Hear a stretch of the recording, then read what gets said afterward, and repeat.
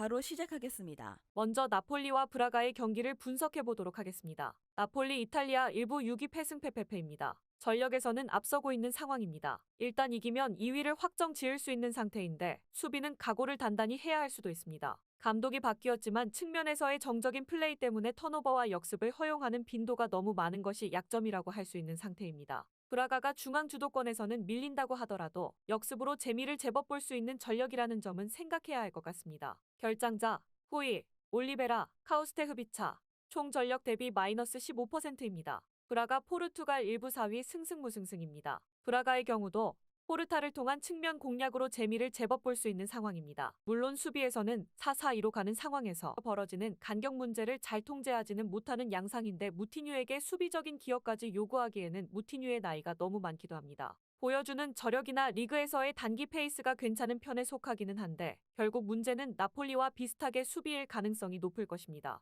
결장자 니아카테 총 전력 대비 마이너스 6%입니다. 전력에서는 나폴리가 앞서는 양상입니다. 물론 나폴리도 측면에서의 공략의 수비가 상당히 애를 먹을 가능성이 높다는 점을 생각 브라가도 제법 측면을 통한 공격 포인트 생산에는 능한 모습을 자주 보이는 편이기도 합니다. 오버 2.5가 1순위가 되어도 상관없을 듯 하겠습니다.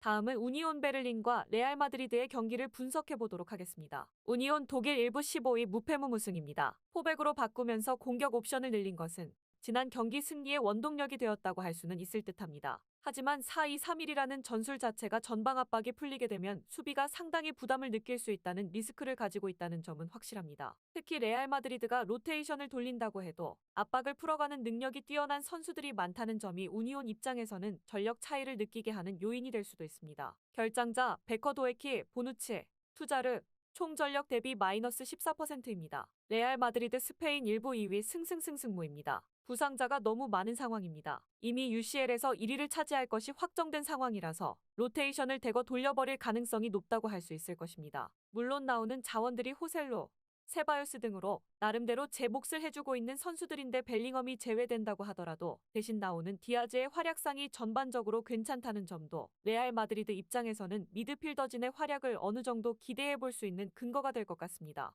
결장자 쿠르투아 밀리탕, 추아메니 비니시우스, 카마빈가, 귤러, 총 전력 대비 마이너스 12%입니다. 로테이션을 3개 돌린다고 하더라도 미드필더진의 활약상이나 전반적인 압박 싸움에서 이길 가능성이 높아 보이는 상태입니다. 우니온의 포백 전환 자체가 합리적이지 못한 상황은 아니라고 하더라도 결국 압박에서 밀리게 되면 수비가 크게 고난을 겪을 상황이라는 점은 명백합니다. 레알 마드리드가 우세할 듯합니다.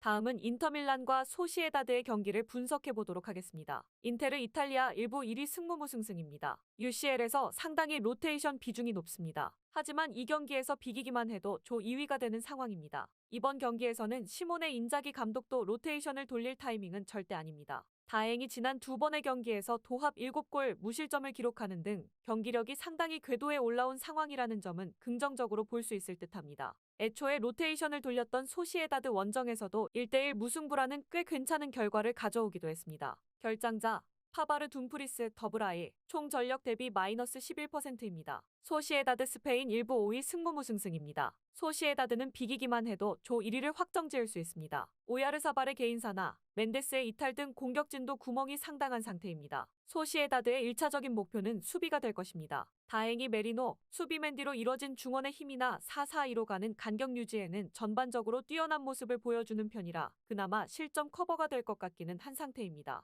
물론 한골 싸움에서는 소시에다드가 기본적으로 유리한 상황은 아닙니다. 결장자 바레네체아 멘데스, 오야르사발, 총 전력 대비 마이너스 12%입니다. 양팀의 수비나 팀이 보여주는 안정감에서는 큰 차이가 없기는 한데 소시에다드 공격진의 누수가 좀 있다는 점을 생각해야 할 듯합니다. 인테르가 이번 경기에선 UCL에서 보여준 잦은 로테이션이 아니라 주전들의 비중을 늘릴 가능성이 높다는 점도 포인트입니다. 인테르가 신승하는 시나리오를 그릴 수 있을 듯합니다.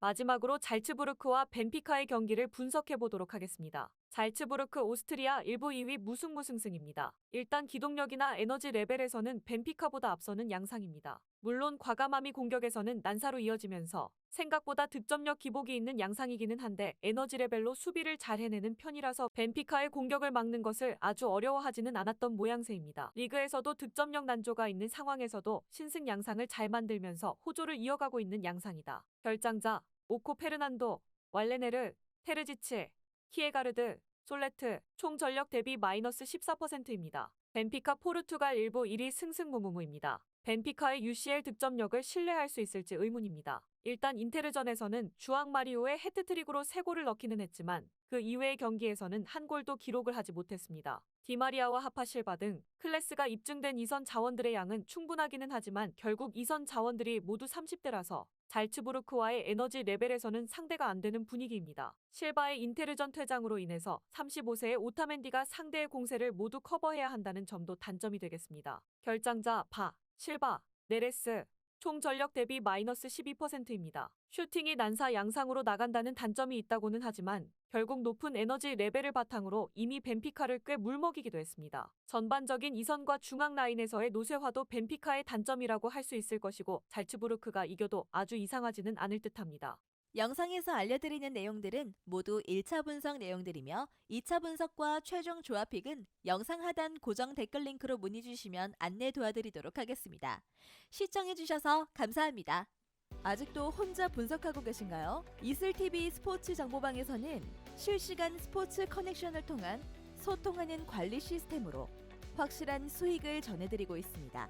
정보방 입장 조건은 없으며 일반인들은 쉽게 접할 수 없는 배당 흐름 분석, 모든 경기 라인업과 결장자, 마지막으로 분석 모델링을 통한 최종 조합픽까지 무료로 제공해드리고 있습니다. 물론 마음에 안 들면 둘러보시고 나가셔도 됩니다. 혼자 하면 단기간으로 수익을 볼 수도 있겠지만 함께 하면 장기간으로 꾸준한 수익이 가능합니다. 정보방 무료 참여하시고 꾸준한 수익을 원하시는 분들은 영상 고정 댓글 링크로 문의 주시면 안내 도와드리겠습니다. 늦지 않았습니다. 함께 합시다.